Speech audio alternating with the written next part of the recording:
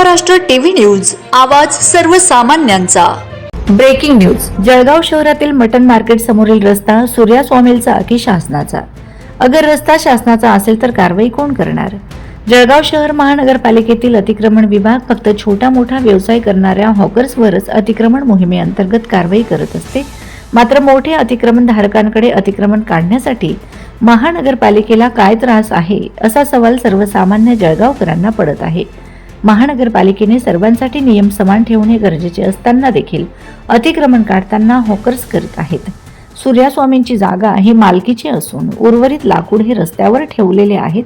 विशेष बाब म्हणजे मुख्य रस्त्यावर तसेच शेजारील रस्त्यावर देखील आणि त्याच्या मागे पांढरापुरा चौकाकडे जाणारा रस्ता आहे, तिथेही सूर्या सामीलने अतिक्रमण करून लाकूड ठेवलेले दिसून येत आहे। महानगरपालिकेने तात्काळ कारवाई करून रस्ता मोकळा करण्याची मागणी नागरिक करत आहेत।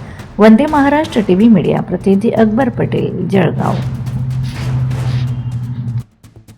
वंदे महाराष्ट्र टीव्ही न्यूज, आवाज सर्वसामान्यांचा।